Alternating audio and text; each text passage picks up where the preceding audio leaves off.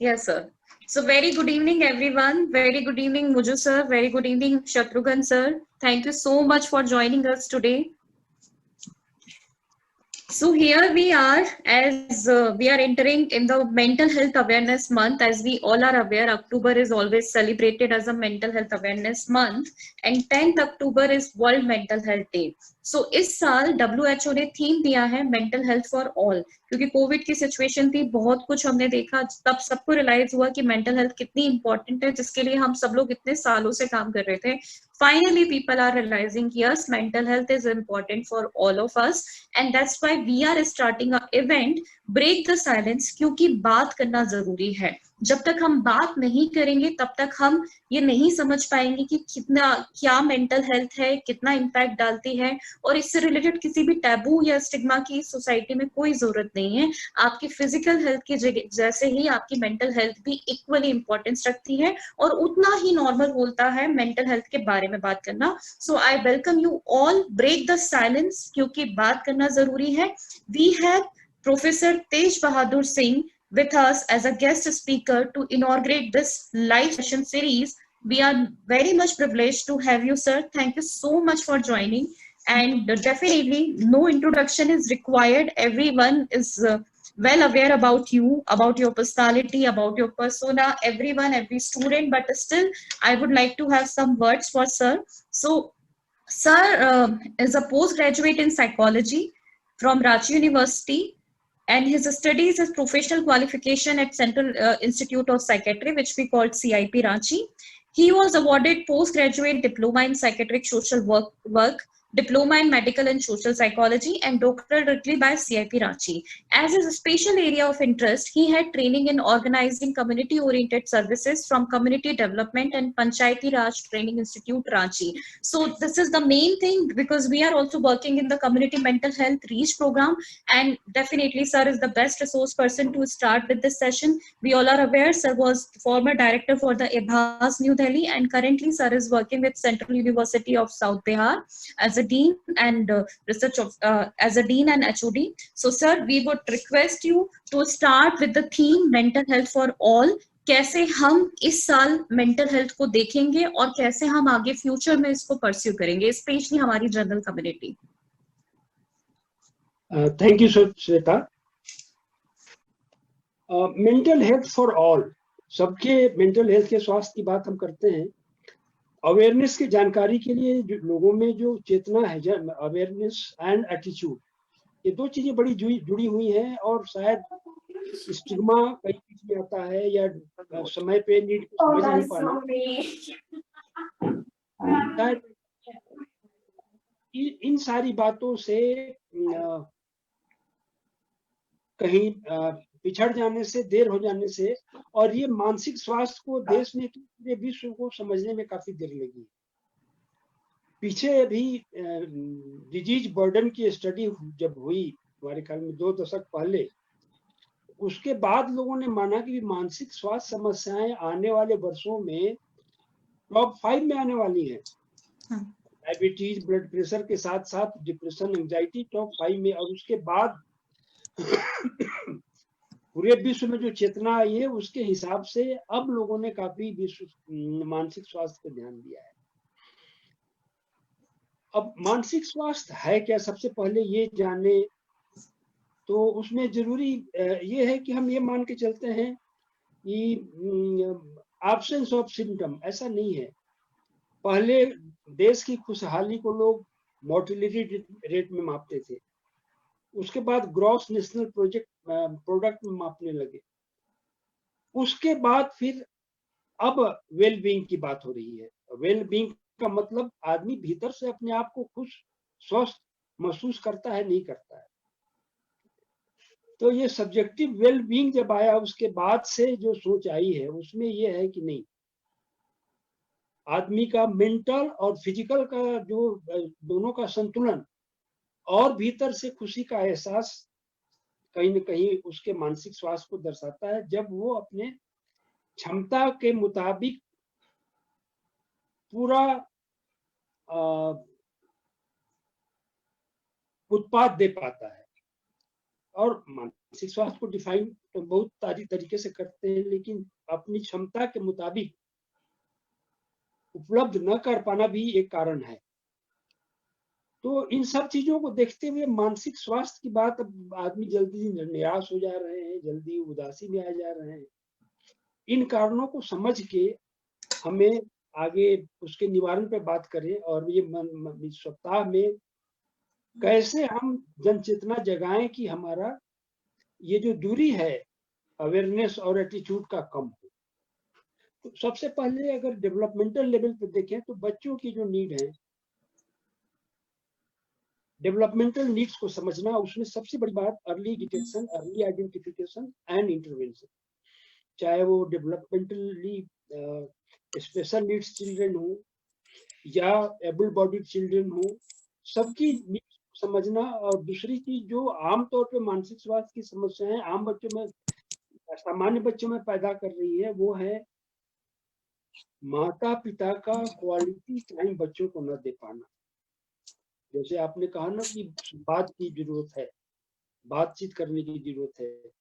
इतना जीवन भारी, हालांकि लॉकडाउन ने बड़ा करीब ला दिया है लोगों को, लेकिन जो चीजें अभी तक हमारे समाज में देखने में आई कि हम बच्चों के डेवलपमेंटल नीड्स को समझ नहीं पाते और उसको अपने आज के आधुनिक जो दुनिया है उसके हिसाब से ही चलते हैं। जो मॉडर्न चेंजेज आ गए, टेक्नोलॉजिकल चेंजेज आ गए, उसके हिसाब से उनको हम छोड़ देते हैं। और जो बच्चे स्पेशल नीड्स वाले हैं उनके लिए खास जरूरत है कि जल्दी से जल्दी पता चले। और क्लिनिकल साइकोलॉजिस्ट की एक बड़ी जिम्मेवारी है कि भैया उसका डिसेबिलिटी क्वांटिफाई करके रेफर करो, ताकि जो भी सहायता उसको मिलनी है मिलनी शुरू हो जाए। बिना डिसेबिलिटी क्वांटिफिकेशन सर्टिफिकेशन के उसको कहीं कुछ नहीं मिलता है। इसके बाद जब आप आगे बढ़ते हैं तो आप आते हैं किशोरावस्था में। किशोरावस्था जीवन का बसंत कहा जाता है, और जो उस समय की डेवलपमेंटल नीड्स बड़ी अलग होती हैं। कहा जाता है कि किशोर पूरी दुनिया को अपने मुट्ठी पे, हथेली पे रखता है। तो और अब जो अचानक जो बड़ी तेजी से शारीरिक और मानसिक बदलाव होता है, उससे उसके अंदर जो मन की भावनाएं हैं उनको संतुलित कर पाना, अपने आप को संभाल पाना। कहते हैं वो टर्मोइल का एज है, संभल गए तो टर्मोइल से निकल लिए, नहीं संभले तो फिर वहीं से गड़बड़ शुरू होती है। और गंभीर मानसिक बीमारी अगर उस उम्र तक पर शुरू हो गई या जल्दी इलाज नहीं मिला तो काफी परेशानी होती है। उसके बाद फिर अपने पढ़ाई की, जॉब की, कहीं असफलता मिली, निराशा मिली तो उसमें आत्महत्या की भावना का पनपना, ये सारी चीजें आती हैं। और एडल्ट लेवल पे आते आते जो हम लोगों ने देखा अब तक कि स्टिग्मा का बहुत बड़ा रोल है जो हमें सब तक नहीं पहुंचने देता, जिसको अभी विश्व स्वास्थ्य संगठन ने पाथवेज की बात की कि हमारा पाथवेज बड़ा लंबा है। कहीं कोई बीमार पड़ गया गांव में, शहर में, पहले फिर वो गांव में तो खास करके वो ओझा जी, फिर वैद्य जी, फिर डिस्ट्रिक्ट लेवल के हॉस्पिटल में कोई डॉक्टर हैं, फिर शहर में। तब तक होता क्या है कि 6 महीना साल भर का समय बीत जाता है, और 6 महीने के अंदर आपने अगर सीवियर मेंटल इलनेस को पहचान लिया, दवा शुरू करा दी, तो ये बिल्कुल 100% में वापस उनको लाया जा सकता है। लेकिन जैसे जैसे ये 6 महीने, साल भर, 1.5 साल, 2 साल होता जाता है, क्रोनिसिटी की वजह से फिर उनको बड़ा मुश्किल होता है पूरी तरह ठीक कर पाना। फिर वो दवा पे ही रहते हैं और शायद का जीवन पर्यंत उनको दवा खानी पड़ती है, और ड्रग कंप्लायंस एक शर्त बन जाता है कि उनको दवा समय से मिलनी चाहिए। तो ये पाथवेज की बात हो गई। जो पाथवेज को हम लोगों को कम करना है, और जो इस सप्ताह का उद्देश्य है, उस उद्देश्य के हिसाब से जो हमारा ये पाथवे जितना बड़ा है कि मानसिक बीमारी होते होते और सही जगह पहुंचते पहुंचते साल 2 साल का टाइम लग जाता है। बीच में काफी चीजें ऐसी आती हैं जिससे बाधा पड़ती है आदमी के इलाज में। तो इन सारी चीजों को देखते हुए हमें ध्यान देना पड़ेगा कि हम लोगों में ये जागरूकता फैलाएं कि भाई जहां भी पता चले किसी भी तरह से स्टिग्मा या कोई संकोच वाली बात न हो, जल्दी से उसको इलाज दिया जाए। इसके बाद जब हम बढ़ते हैं तो एक समस्या काफी आ रही है, वो आ रही है सीवियरली मेंटली इल और न्यूरोलॉजिकल कंडीशन से जो पैदा होते हैं, घरों में बड़ी परेशानी होती है, जिससे ओल्ड एज में डिमेंशिया एंड अल्जाइमर्स। किसी परिवार में अगर सीवियरली मेंटली इल एजेड उम्रदार और ये मरीज हो, तो देखिए पूरे परिवार की परेशानी बढ़ जाती है। इसलिए कभी कभी हमारे मनोरोग चिकित्सा में या मनोवैज्ञानिक चिकित्सा में हम ये नहीं मान के चलते कि व्यक्ति का इलाज सिर्फ करना है, पूरे परिवार का कहीं कहीं आपको इलाज करने की जरूरत पड़ती है। केयर गिवर्स जितने हैं, ध्यान देने वाले, रख रखाव देखभाल करने वाले, घबरा जाते हैं, बर्नआउट सिंड्रोम होने लगते हैं। तो ये कुछ ऐसे अल्जाइमर्स की परेशानी, जो आदमी अपने को पति को नहीं पहचान पाता, बच्चों को नहीं पहचानता, डिसोरिएंट हो गया है, खाने पीने का ध्यान नहीं, तो काफी उनको ध्यान देना पड़ता है इन सब चीजों पे। लेकिन मूल में ही है स्टिग्मा। अगर हम पहचान के और उसको तुरंत इलाज के लिए लग पड़े तो हमें निश्चित रूप से सफलता मिलेगी और हम उसको 16 आने वापस, जो गांव की भाषा में कहते हैं, हालत में ला सकते। देर हो जाने के बाद बड़ी दिक्कत आ जाती है। इसके बाद मेंटल हेल्थ फॉर ऑल, अगर डेवलपमेंटल कंटिन्यूम पे सारे लोगों की बात कर लेने के बाद अगर आप देखें, तो जो दूसरी बात आप कह रही हैं कि बातचीत जरूरी है, कि आज का एकाकीपन बहुत बढ़ता जा रहा है। और एकाकीपन बढ़ने का कारण है कि आदमी के लिए काम ज्यादा और दिन छोटा पड़ जा रहा है, 24 घंटे का दिन छोटा पड़ जा रहा है। और उसके हिसाब से वो काम में इतना भाग रहा है कि अपने आप लोगों से मिल पाना, परिवार के लिए भी समय निकाल पाना, और मैंने जैसा बताया ना कि क्वालिटी टाइम बच्चों के साथ नहीं डिवोट करने का, नहीं दे पाने का कारण है बच्चों में बहुत सारी समस्याओं का आना। जहाँ क्वालिटी टाइम अवेलेबल हुआ बच्चे को, वहां बच्चे देखने में मिलते हैं कि नहीं, ये बड़े संतुलित ढंग से विकसित हो रहे हैं और ये अच्छे नागरिक बनेंगे। तो मैं ये कह रहा था कि आज के भाग दौड़ की जिंदगी में जितना एकाकीपन बढ़ता जा रहा है, उससे ये संवाद वाली बात आ रही है। कंपटीशन, राइवलरी, प्रतिद्वंदिता, और अच्छा से अच्छा, आगे से ज्यादा अचीव कर लेना, और उससे भी ऊपर एक टेंडेंसी है एक्यूमुलेशन, कि हम कितना एक्यूमुलेट कर लें, चाहे वो धन हो, चाहे दूसरी जो भी उपलब्धि हो, डिग्री, सफलता, पद। और इससे ना शक्ति का ह्रास हो रहा है, अपने आप का, प्रकृति का भी। क्योंकि जो सब में बंटना चाहिए जिस तरह से, अगर उसमें एक्यूमुलेशन लग जाने के बाद आप अपनी समस्या और दूसरों की समस्या भी बढ़ा रहे हैं। तो इस तरह से जो कंपटीशन राइवलरी का युग है, वो कहीं ना कहीं हमें चिंता और उदासी का शिकार बना रहा है। और चिंता और उदासी के शिकार होने के बाद जो आ रहे हैं परिणाम, वो है आत्महत्या। और आत्महत्या ही नहीं, होमिसाइड, क्राइम, होमिसाइड और क्राइम की बात अगर आप करें तो एक वो भी मानसिक समस्या है। लेकिन सारे क्रिमिनल मानसिक रूप से विक्षिप्त होते हैं ऐसा नहीं कहा जा सकता, लेकिन कहीं ना कहीं एक अपराध वृत्ति का बढ़ाव और अपराध वृत्ति को एक संगठित या सामाजिक रूप से मान्य शकल दे के आगे बढ़ना, ये कहीं वो भी हम लोगों को काफी परेशान कर रहा है। और अपराध वृत्ति में जैसे मानसिक स्वास्थ्य समस्याएं बढ़ रही हैं देश में, उसी तरह अपराध वृद्धि भी बढ़ रही है। तो ये भी हमें ध्यान देना है कि बच्चों पे जैसे रिजेक्शन हो गया, क्वालिटी टाइम नहीं दे पाना हो गया, कम्युनिकेशन की डिफिकल्टी है, या डिसिप्लिन प्रॉपर नहीं है, इन सारी चीजों से भी एक तो परिवार से निकलते हैं, मैंने ब्रोकन होम्स की बात बहुत पहले हुई हुई, लेकिन अब भी ये है कि अच्छे घरों से भी बच्चे निकल रहे हैं जो अपराध वृत्ति में पड़ रहे हैं। तो अपराध वृत्ति के साथ साथ तीसरी बात आ रही है कि नशे की लत और युवा वर्ग नशे का शिकार हो रहा है आज के भागदौड़ की दुनिया में। अभी जैसे बॉलीवुड में नशे की बात आ रही है, और ज्यादातर क्या वो कलाकार सारे युवा वर्ग के ही हैं।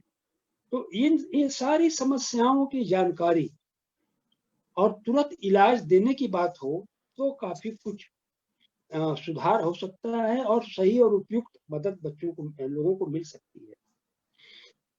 अब इसके बारे में आगे आप देखें कि रोकथाम और इलाज के लिए क्या हो सकता है। रोकथाम और इलाज में तो, रोकथाम में तो सबसे पहली चीज prevention, early detection, early intervention वाली बात है। ये सबसे बड़ी चीज है कि तुरंत, अब इतना ज्यादा लोगों में जानकारी है कि इसमें जरा भी देर करने की जरूरत नहीं। बच्चे डेवलपमेंटल नीड्स वाले जितने हैं, स्पेशल नीड्स चिल्ड्रन, इन पे खास ध्यान देने की बात है। और खास करके सरकार की तरफ से और प्रोफेशनल की तरफ से कि भाई इनका सर्टिफिकेशन हो जाए और ये अपने एजुकेशन में लग जाए जहाँ जहाँ सुविधा हो। स्कूलों में अब सरकार ने प्रावधान किया है कि अब वो आम बच्चों के साथ पढ़ेंगे और स्पेशल स्कूल खोलने के बजाय स्पेशल टीचर्स स्कूल में दिए जा रहे हैं। उसके बाद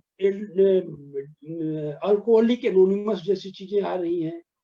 ग्रुप में अल्कोहलिक लोगों का इलाज, नशे के एडिक्ट लोगों का इलाज, या इसके काफी सेंटर, एम्स का एक सेंटर बहुत बड़ा सेंटर गाजियाबाद में, वैसे ही सेंटर पूरे देश में सोशल जस्टिस एम्पावरमेंट मिनिस्ट्री के भी हैं, जहां हम इन लोगों को भर्ती करा सकते हैं। तीसरी चीज और आखिरी चीज जो है वो है psycho social rehabilitation of person with severe mental illness.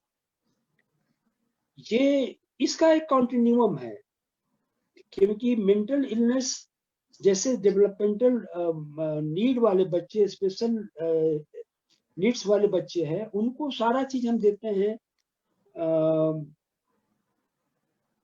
Activities of daily living skills पहले सिखाते हैं, फिर उसके बाद सोशल स्किल्स सिखाते हैं, उसके बाद educational vocational.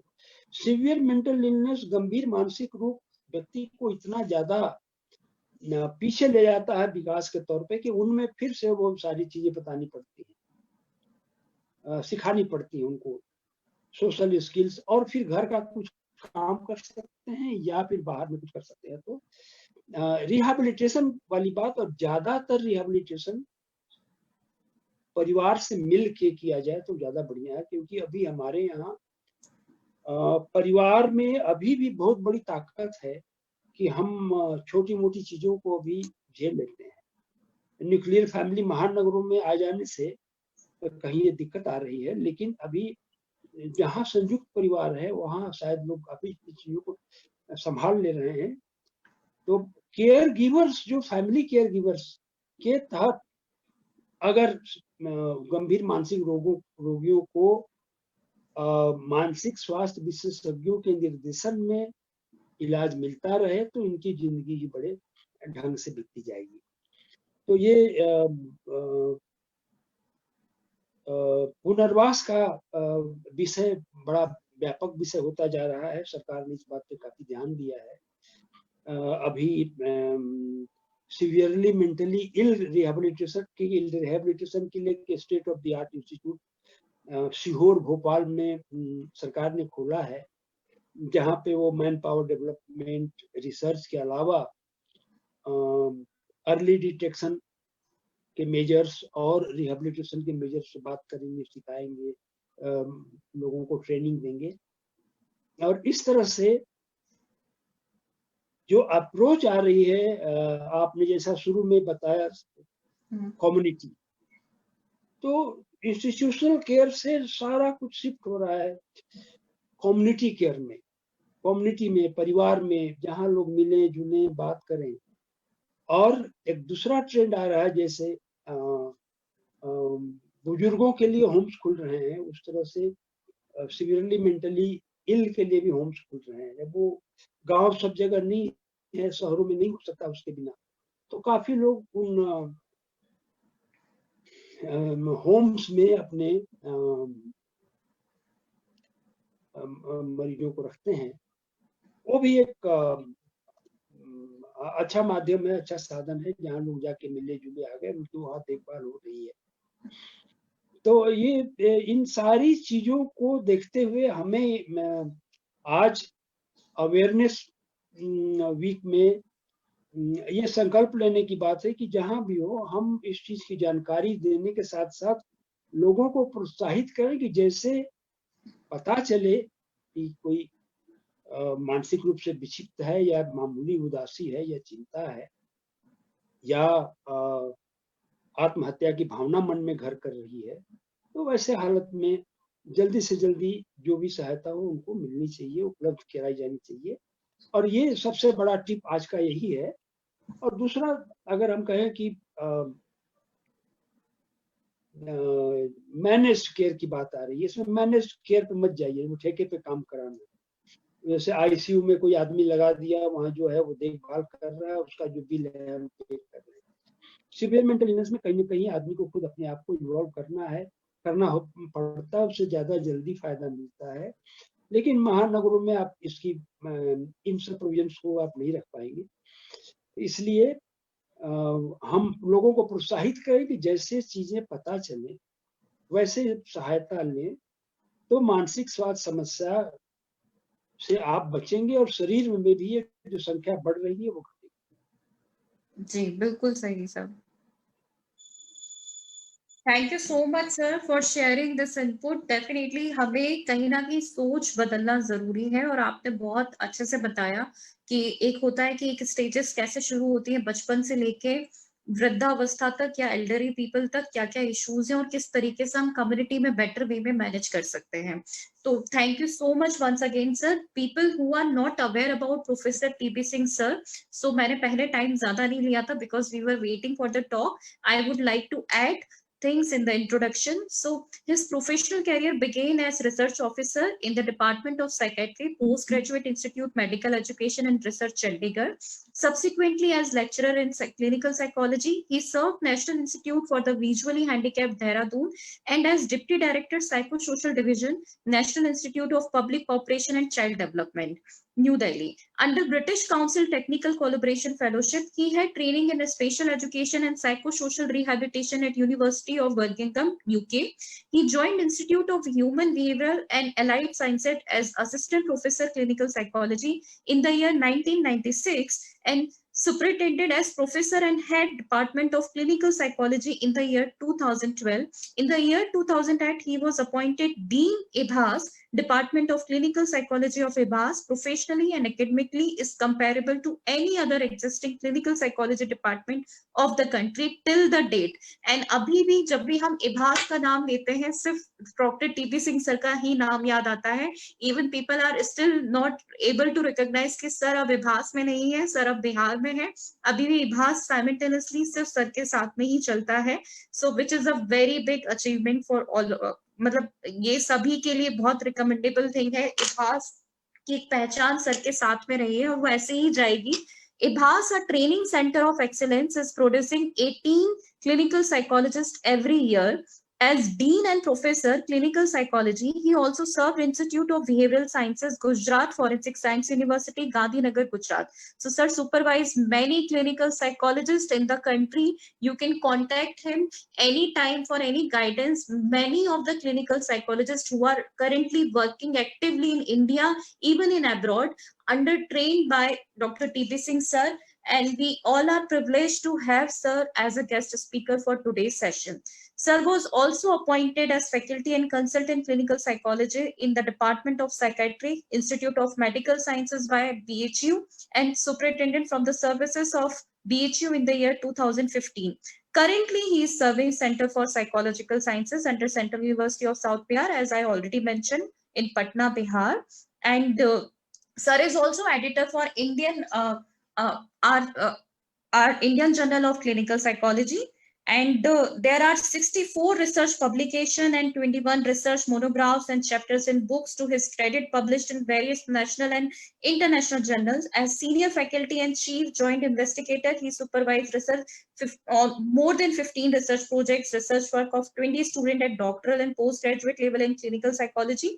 He provided leadership to Indian Association of Clinical Psychologists for 2 years as president of the association. So we don't have a sufficient word, sir, to thank you for giving us time and to inaugurate this session today. And we wish कि आने वाले हफ्ते में हम, जैसे आपने guide किया, बच्चों से लेके बूढ़ों तक हम सभी के लिए वर्कशॉप डिजाइन कर रहे हैं, और हम सभी आपके गाइडेंस में कुछ एक्स्ट्रा कम्युनिटी को दे पाए, उन्हीं की लैंग्वेज में, उन्हीं के साझे में, कि उन्हें ऐसा ना लगे कि वो डॉक्टर के पास जा रहे हैं या हॉस्पिटल में जा रहे हैं, उनकी भाषा में उनके पास जाके उनके साथ हम साझा कर सकें। तो बस आपकी ब्लेसिंग्स चाहिए, और इसी के साथ हम इस सीरीज को स्टार्ट करेंगे sir. Thank you Sandhya and all the audience people, Muju साहब, Shatrughan Singh and all my near and dear. Divya, please unmute everyone. Sir, we would request you all to join us for the live. We are fortunate enough to all the senior professionals today with us. So we are also thinking to start this campaign to take up, please, giving mental health as priority, equality to your physical health. So we will start this place campaign by 10th October. Okay. It's a very beautiful lecture.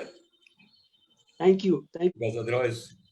So we have all the seniors, sir. We would like to have some words from all of you for this break the silence, क्योंकि बात करना जरूरी है, especially for our theme कि mental health for all. हम लोग कैसे काम कर सकते हैं? Welcome Dr. Ajay sir, Dr. Rakesh Jain sir. Thank you so much for joining today. एक पॉइंट रेज करना चाह रहा हूँ। हाँ, बोलिए सर। हाँ सर, मेरी जो समझ है, और मैं काफी समय से इस पे चिंतन करता हूँ इस बात पे, और बहुत सीरियसली विचार करता हूँ।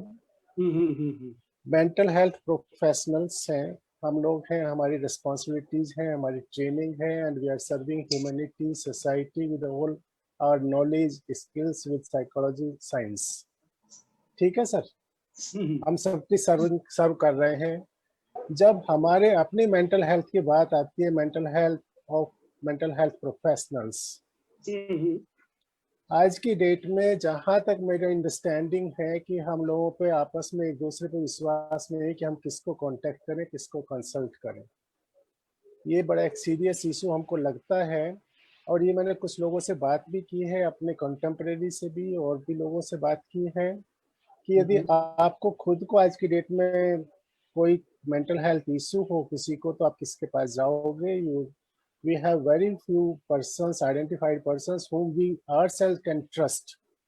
This is a issue, and कुछ स्टूडेंट्स हैं, मुझे मालूम है कि उन्होंने भी, जो क्लिनिकल साइकोलॉजी के हैं, उन्होंने भी सुसाइड किया है, उनको भी प्रॉब्लम्स आई हैं।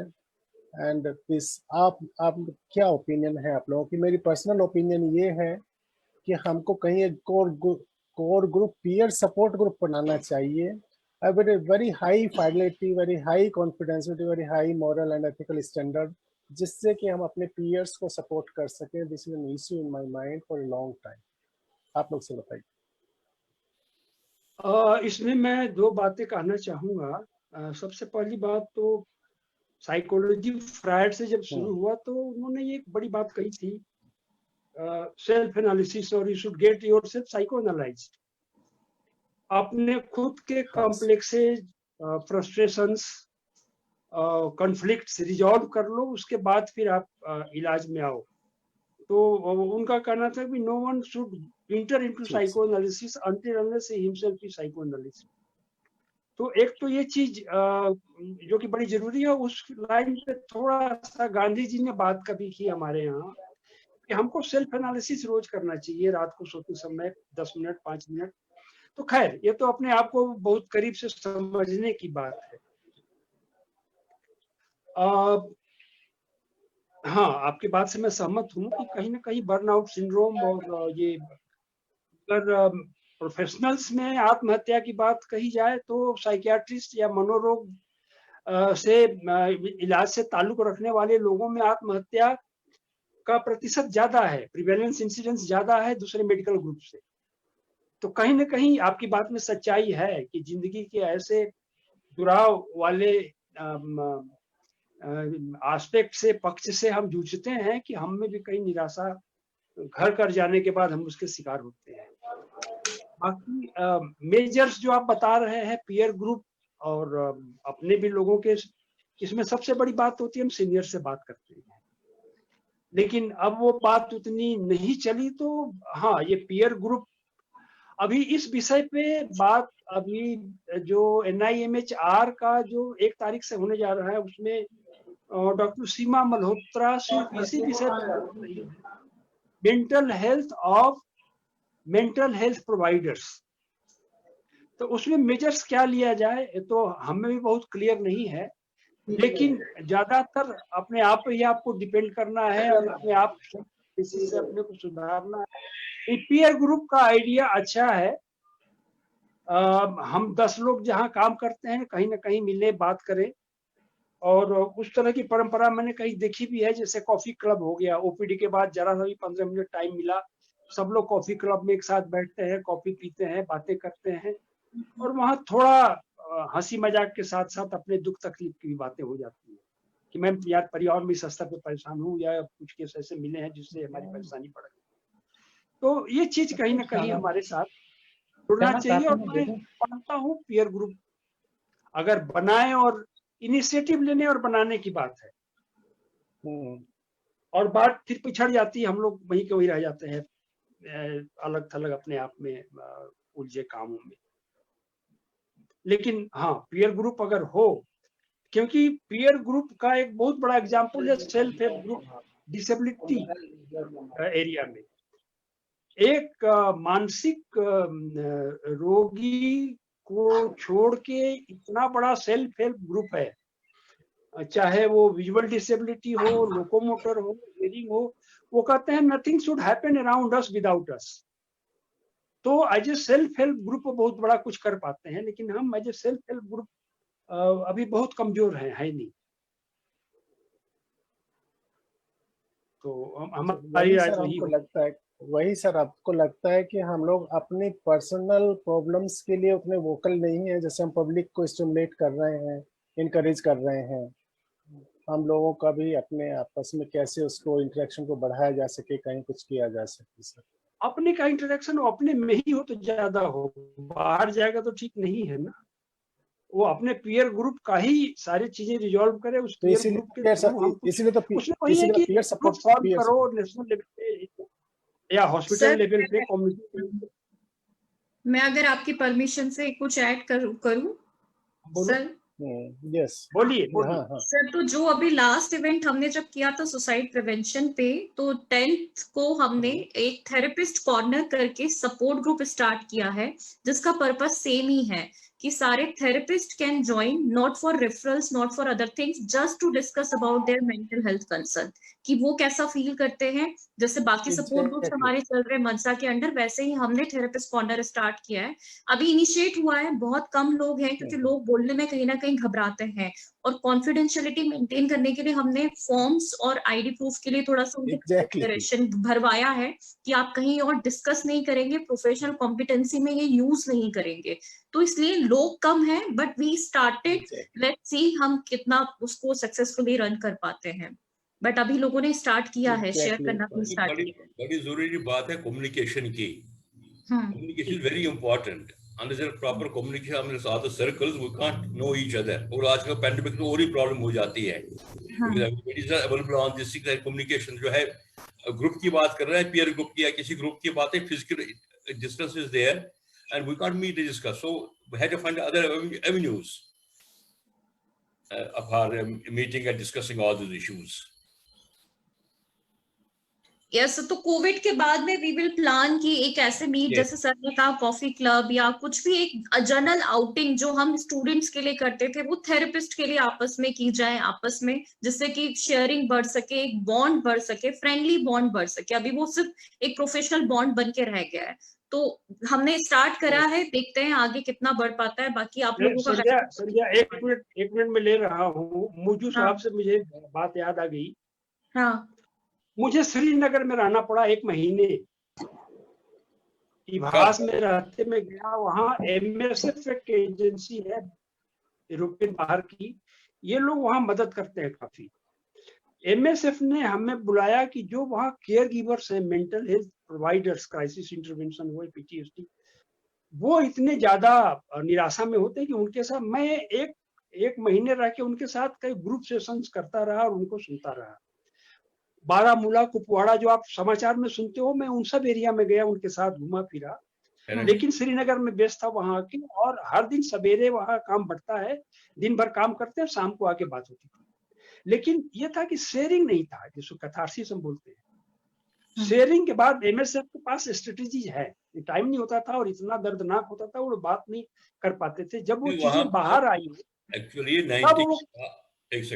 90 के बाद कम्युनिकेशन हुआ वहां पर, ये मिलिटेंसी की वजह से काफी केसेस बढ़ गए, मेंटल हेल्थ के भी, साइकेट्री केसेस काफी बढ़ गए और प्रोफेशनल कम थे। एक्चुअली मैं खुद वहां 90 से निकला हूं आफ्टर मिलिटेंसी एंड सिटीजन मैं आता हूं रेगुलरली वहां पर, बट जो कम्युनिकेशन वहां नहीं रही है बिकॉज ऑफ पॉलिटिकल अनस्टेबिलिटी। कहाँ जाएं, किससे मिले, क्या करें। तो there are some people are working on these issues there, but there psychologically जो उनका वो सप्रेशन हो गया है मिलिटेंसी की वजह, because they are suffering on both sides, on one side the militancy, on the other they are security forces, so both sides they are suppressing, being suppressed. Then there is government agencies are there, politics is there. It's a very dangerous, I mean, say difficult situation in Kashmir, and we have to do a lot in for Kashmir on every front: social, medical, mental health, political also, so they can, the society can be put on track. Otherwise, you have great, I mean, say number of psychiatric patients in Kashmir, and great problems will be there, and we have to work on that. But unfortunately, because of militancy, I'm not able to go there and stay there for long times. I've been myself a victim of that militancy. So, but things are not so good there. I wish I were there when we were there. अगर आपने मेरे को बताया होता, पता होता, मैं आपके साथ आता, I would have stayed there with you. चलो नेक्स्ट टाइम जाना होता मेरे को बता दीजिए, इकट्ठे जाएंगे फिर। नहीं, अब तो मैं जॉब में नहीं हूँ, इभास से। Otherwise, if you happen to go there, we will go. बिल्कुल आना हुआ तो याद करूंगा आपको, निश्चित। जी sir. Okay, I think I have shared my views. छोटा सा ग्रुप है केयर गिवर्स का भी, जो अफेक्ट हो जाते हैं इतना देखते देखते, तो उनको भी जरूरत पड़ती है। इसलिए जैन साहब की बात तो सही है, और आपने जब वो कॉर्नर बनाया, therapist corner, let that be pervaded. Sir मैं अगर sir doctor Rakesh Jain sir, मैं अगर आपकी परमिशन हो तो मैं आपको उसमें ऐड करूंगी, तो जहां में थोड़ा गाइडेंस आप उसमें ऐड भी करिए, और उसका एक हम कोई मॉड्यूल बनाएं, और उसमें जो हाई एम्फेसिस रहेगा वो रहेगा एथिकल, जी सर, कॉन्फिडेंशियलिटी है।